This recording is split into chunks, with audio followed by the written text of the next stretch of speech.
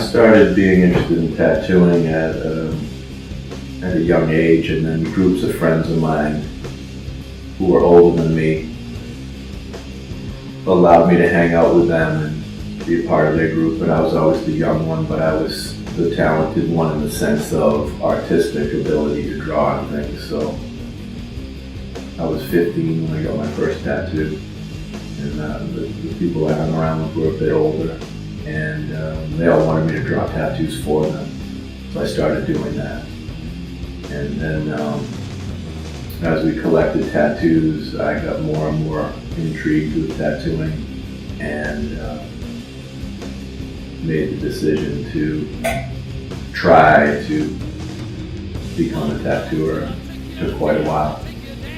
My mother was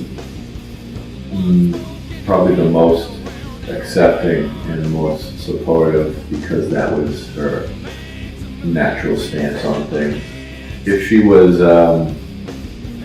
was not very thrilled about it, she did her best to be an awesome mom and not show it.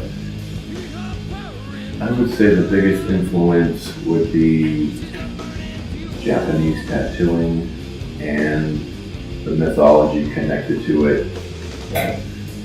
Had a lot of mystique, a connection to martial arts and samurai, anything of that nature. War and the spirit of the samurai is high interest in mine.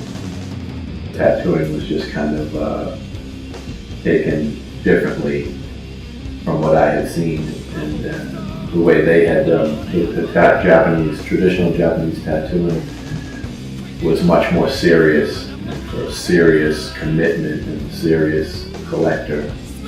So to me it seemed like more of an elite, mysterious group of high power and inner strength. That was very intriguing. Beyond your average tattoo that might have just been something small and simple, a small simple collectible. This form of traditional Japanese tattooing was a huge commitment and more of an honor, giant movement. It drew me in. The mystique, definitely, the taboo and mystique really drew me in. I like the subculture of tattooing a lot because it's, again, slightly taboo and mysterious. So I like the subculture of it because it was something you would seek out. It's a little more, it was a subculture that was more punk rock. It was a little more risque, whereas it had a magic to it. It was very special and wasn't as acceptable and as mainstream as it is now. Now where it's everywhere from TV to the mainstream America, it's kind of watered down. You must have something that's really important to someone, enough to move them to permanently mark their body.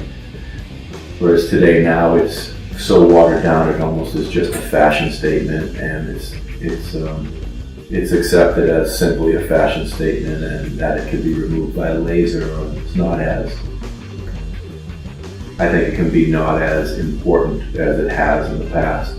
So therefore I am disenchanted with the modern state of tattooing. It just, if it's going to be just a mainstream thing that's not that big of a deal to anyone, it loses some of its shine. So it's good in the sense that people accept tattoos and like them for business-wise, but it's a downfall because maybe the power of tattoo is too diluted. It's just another thing. As you're a youth, you have to have an earring or a piercing or a tattoo to be accepted, because it's just kind of like what you do as you grow up now. So my concern is definitely that